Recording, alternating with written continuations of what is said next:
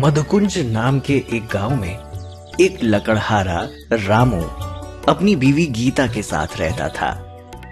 दोनों दिल के बहुत अच्छे थे। रामू मालिक नारायण जी के यहाँ लकड़ियां तोड़कर लाने का काम करता था और उसे उसी के कुछ पैसे मिलते थे। एक दिन ऐसे ही लकड़ी काटने के बाद रामू ने नारायण जी से कहा, साहब, आप मुझे काम के जो पैसे देते हैं वो बहुत ही कम है। मेरी विनती है आपसे कि कृपया कुछ पैसे बढ़ाइए। ये क्या कह रहे हो तुम रामू? मेरे यहाँ सभी को एक समान पैसा दिया जाता है, ऐसे में मैं तुम्हें ज्यादा पैसे क्यों दूं? लेकिन साहब जी, मैं हर दिन कड़ी मेहनत करता हूँ, पेड़ काटता हूँ और भारी बोझ भी उठाता हूँ। हाँ तो क्या हुआ, ये तो सभी करते हैं। देखो रामू, मैं जितना देता हूँ वो बराबर ही है। लेकिन साहब, इतने से पैसों में मैं परिवार का गुजारा कैसे करूँगा? मैं तुम्हें कोई ज्यादा पैसे नहीं देने वाला। अगर काम करना है तो करो, नहीं तो छोड़ दो। रामू की विनती करने के बावजूद भी नारायण जी नहीं माने। रामू दिन भर काम के बाद घर लौटा तो गीता ने पूछा, जी आ गए आप? आपका दिन कैसा था? हाँ, लकड़ियों का बहुत बोझ उठाना पड़ा। जी आप बहुत मेहनत करते हो। अभी घर चलाना है तो इतना तो करना ही पड़ेगा ना। आप कहो तो मैं भी चलूं आपके साथ, आपको मेरी मदद हो जाएगी। अरे नहीं, तुम घर संभालती हो वही बहुत बड़ी बात है मेरे लिए। बाहर मैं संभाल लूंगा, तुम चिंता मत करो। ऐसे ही खाना खाकर बातें करते हुए दोनों सो गए। अगले दिन रामू रोजाना की तरह अपने काम पर गया। लकड़ी काटने के कुछ देर के बाद एक जरूरतमंद बूढ़े इंसान किशन जी ने उसे आवाज लगाई, अरे सुनो तो बेटा, हाँ, क्या पास में कोई खाने की दुकान है? हाँ, मैंने 2 दिन से खाना नहीं खाया है। हाँ, जी बाबा, दुकान तो है लेकिन काफी दूर है, आपको बहुत दूर तक चल के जाना होगा। कोई बात नहीं बेटा, कोई बात नहीं। हाँ, मुझे बहुत भूख लगी है, मुझे वहां तक जाना ही होगा। हाँ, हाँ बाबा, आप चाहे तो मेरा खाना खा लो। हाँ? नहीं बेटा, नहीं, तुम्हारा खाना नहीं खा सकता मैं। मुझे तुम्हें परेशान नहीं करना है। हाँ, नहीं, मुझे बिल्कुल भी परेशानी नहीं है बाबा, हम दोनों साथ में खाते हैं। आइए बाबा। दोनों ने साथ में खाना खाया और किशन जी वहां से चले गए।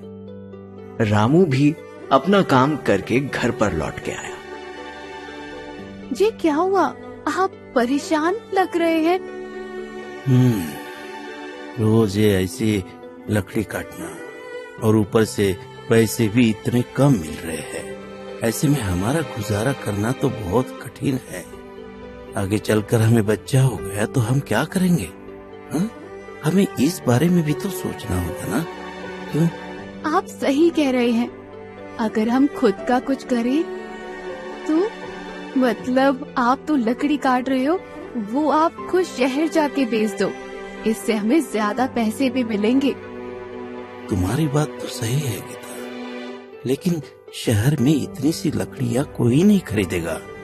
हमें ट्रक भर के लकड़ी लेके जानी होगी। और इतनी लकड़ियाँ इकट्ठा करने के लिए 2-3 महीने तो लग ही जाएंगे ना, तब घर में पैसा कहाँ से आएगा?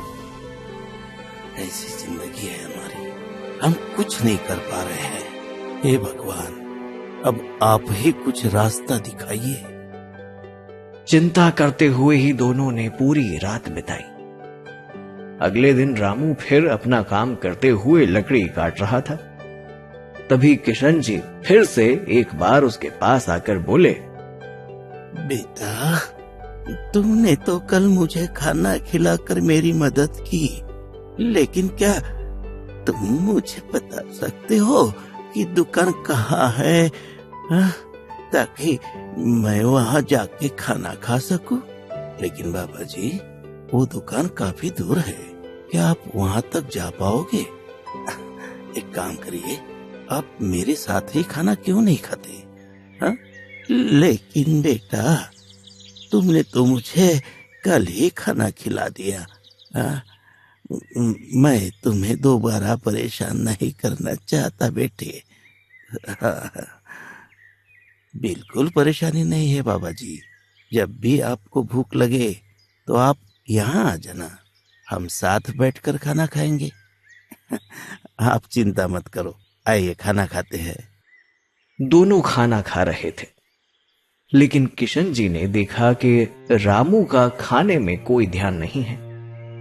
रामू को परेशान देख किशन जी ने पूछा, रामू बेटा, तुम परेशान लग रहे हो, कुछ समस्या है क्या? हाँ?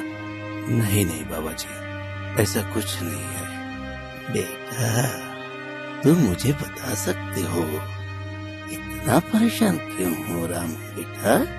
हाँ? बाबा जी, असल में मैं पेड़ काटने का काम करता हूँ, लेकिन मुझे पेड़ शहर में जाकर बेचने हैं। उसके लिए मुझे ट्रक भर के लकड़ियाँ लगेंगी, फिर वो लकड़ियाँ शहर ले जाने के लिए ट्रक और पैसे भी लगेंगे। लेकिन अगर मैं अपने साहब के लिए काम नहीं करूँगा तो मेरे पास खाना खाने के भी पैसे नहीं होंगे। मुझे समझ नहीं आ रहा है मैं क्या करूँ। अच्छा, इतनी सी बात है? रुको, ये लो बेटा, ये लो मटकी। अब से जब भी तुम्हें खाने की जरूरत होगी तो तुम इस मटकी से मांग लेना, हाँ? ये तुम्हें खाना दे देगी। सच में? आप सच कह रहे हैं? ये मटकी हमें खाना देगी? हाँ हाँ बेटे, लेकिन एक शर्त है। शर्त? कैसी शर्त बाबा? तुम जो कुछ इस मटके से मांगोगे वो सब तुम्हें खाना पड़ेगा। खाना बर्बाद नहीं करना है, हाँ? जरूर बाबा जी, मैं इस बात का ध्यान रखूंगा। धन्यवाद बाबा जी, धन्यवाद। किशन जी वहां से चले जाते हैं और रामू भी अपना काम निपटाकर घर आ जाता है। गीता, गीता, अरे सुनो तो गीता। क्या हुआ? आज मुझे बहुत ही कमाल की चीज मिली है। हाँ, ये देखो, ये मटकी। मटकी? इसमें कौन सी कमाल की बात है? अरे गीता, हम इस मटकी से जो भी खाना मांगेंगे ये हमें दे देगी और मुझे लकड़ियाँ तोड़ने साहब के यहाँ भी नहीं जाना होगा। हाँ, हम अब लकड़ियाँ तोड़ उन्हें शहर ले जा सकें। क्या सच में ये हमें खाना देगी? जरा मांग के तो देखो। नहीं नहीं, हम अभी खाना नहीं मांगेंगे, हम हमारे भोजन के समय ही खाना मांगेंगे। याद रखना, हमें इस मटकी से मिला खाना बर्बाद नहीं करना है, समझी?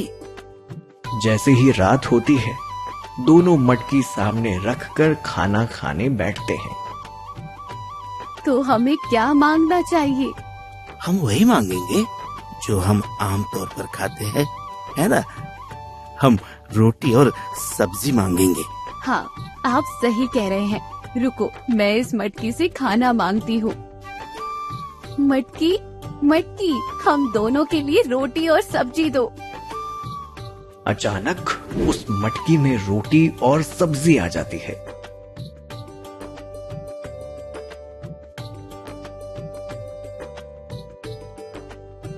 दोनों खुशी खुशी खाना खाकर सो जाते हैं।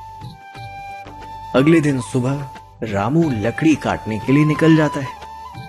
हालांकि उसे उस दिन किशन जी नहीं मिलते हैं। वो काम हो जाने के बाद लकड़ी लेकर घर लौटता है। ऐसा ही कई दिनों तक चलता रहता है।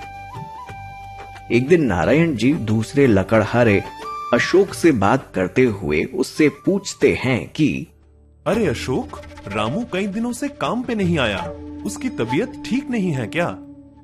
नहीं साहब, वह तो ठीक है। मैंने कल ही उसे लकड़ी तोड़ते हुए देखा था। क्या? लेकिन वह लकड़ी तोड़ के क्या कर रहा होगा? वह काम नहीं कर रहा है तो खाना कहाँ से लाता है? मुझे नहीं पता कि रामू यह कैसे कर रहा है, लेकिन ऐसा लगता है कि उसके दिमाग में कुछ चल रहा है। आखिर चल क्या रहा है? रामू काम पर भी नहीं आ रहा है। चलो साहब, मैं चलता हूँ, और भी काम बाकी है। जैसे ही अशोक चला गया, नारायण जी रामू के बारे में विचार करते करते मन ही मन कहते हैं, मुझे उसके घर जाकर देखना होगा कि वह क्या कर रहा है। उसी रात नारायण जी रामू के घर के बाहर खड़े रहकर घर के अंदर खिड़की से झांकते हैं। उन्होंने देखा कि रामू और गीता एक मटकी से खाना मांग रहे हैं और वो मटकी उन्हें खाना दे भी रही है। इसे देखकर नारायण जी आश्चर्यचकित रह गए। वाह रामू, तेरे हाथ तो खजाना लग गया है। अब मैं भी देखता हूँ तू और कितने दिन इस मटकी के सहारे जीता है। नारायण जी मन ही मन कुछ सोच के वहां से चले गए। अगली सुबह हर रोज के जैसे रामू लकड़ी काटने के लिए निकल गया। गीता भी अपने काम से गांव के किसी दुकान में चली गई। अवसर का लाभ उठाते हुए नारायण जी ने रामू के घर के अंदर जाकर वो जादुई मटकी चुरा ली और वहां से भाग गए। घर आने के बाद नारायण जी उस मटकी को देखकर बोले, आखिरकार मैंने तुझे पा ही लिया मटकी। तू तो काफी बड़ा खजाना है। अब से तो मुझे काम करने की कोई जरूरत नहीं पड़ेगी। मुझे जो भी चाहिए होगा वो मैं बस तुझसे मांगूंगा। मटकी मुझे पूरा मटकी भर के सोना दे दो। जैसे ही नारायण जी ने ये कहा, वो मटकी सोने से भर गई। इतना सारा सोना देख नारायण जी की तो खुशी का ठिकाना नहीं रहा और उन्होंने उस मटकी को छिपा दिया। उसी रात रामू घर आया तो गीता ने परेशान होते हुए उससे पूछा, जी आपने वे मटकी कहीं रख दी है क्या? मैंने सारा घर ढूंढ लिया, लेकिन मुझे वे कहीं नहीं मिली। क्या? अरे ये क्या बात कर रहे हो तुम? हाँ? मटकी नहीं मिल रही मतलब? पता नहीं जी, मुझे मटकी नहीं मिल रही है। अरे ऐसा कैसे हो सकता है? अभी भी बहुत काम करना बाकी है। हमें काफी सारी लकड़ी इकट्ठी करनी है। बिना मटकी के अब हम क्या करेंगे? हम खाना कैसे खाएंगे? हे भगवान, हमने ऐसी क्या गलती की है कि जिसकी सजा हमें इस तरह मिल रही है? हे भगवान, क्या करूं मैं? अब क्या करूं? लेकिन दूसरी ओर नारायण जी के पूरे शरीर पर काले काले धब्बे दिखाई देने लगते हैं। ये मुझे क्या हो रहा है? मेरे पूरे शरीर पर ये काले धब्बे क्यों दिखाई दे रहे हैं? ऐसे कैसे हुआ? क्या ये उस मटकी की वजह से हुआ है? हाँ, इससे पहले तो नहीं था ऐसा कुछ। क्या मैं वो मटकी रामू को वापस कर दूं? लेकिन अगर मैं ऐसा करूंगा तो मैं अमीर कैसे बनूंगा? नारायण जी मटकी लेकर रामू के घर जाते हैं और उसे सारी बात बताते हैं। तब रामू पूछता है कि साहब जी, आपने मटकी से क्या मांगा था? मैंने सोना मांगा था। साहब जी, आपने तो बहुत बड़ी गलती कर दी। आप इस मटकी से जो भी मांगते हो वो सब आपको खाना पड़ता है। हाँ साहब जी। क्या? लेकिन आखिर मिल ही गई तुम्हें तुम्हारे लालची होने की सजा। हाँ। तुम मटकी तो लौटा रहे हो, लेकिन सोना अपने घर में ही रख आए हो। जाओ पहले सोना लेकर आओ और वो पूरा सोना तुम्हें यहाँ पर खाना होगा, समझे? बाबा, मैं सोना कैसे खा सकता हूँ? कोई सोना कैसे खा सकता है? कृपया मुझे माफ कर दीजिए, मुझसे गलती हो गई। तुमने अपने फायदे के लिए दूसरों का शोषण किया है। तुम लोगों से कड़ी मेहनत करवाते हो और उन्हें उनके हिस्से के पैसे भी नहीं देते हैं। अब जब तुम्हें अपने कर्मों की सजा मिल रही है तो तुम क्षमा मांग रहे हो। हाँ? बाबा मैं समझ गया, मैंने बहुत बड़ी गलती की है, लेकिन अब मैं सुधर जाऊंगा। मैं किसी के बीच भेदभाव नहीं करूंगा। अब से मैं सभी को बराबर पैसे दूंगा। रामू, तुम्हें अपना व्यवसाय करना है ना, इसलिए तुम पैसे की चिंता मत करो। मैं तुम्हें तुम्हारे व्यवसाय के लिए ट्रक दूंगा और कुछ पैसे भी दूंगा। तुम्हें कुछ भी खर्च करने की जरूरत नहीं। बाबा जी कृपया मुझे माफ कर दीजिए। मैं जानता हूँ कि मैंने कई लोगों के साथ गलत किया है, लेकिन मैं भी सुधरना चाहता हूँ। कृपया मुझे माफ कर दीजिए। आखिरकार नारायण जी को अपनी गलती समझ आई और बाबा जी ने भी उन्हें माफ कर दिया। और इसीलिए प्यारे दोस्तों, हमेशा याद रखिए कि लालच के गंभीर परिणाम हो सकते हैं, लेकिन अपनी गलतियों को स्वीकार करने, क्षमा मांगने और सुधारने में कभी देर नहीं होती है।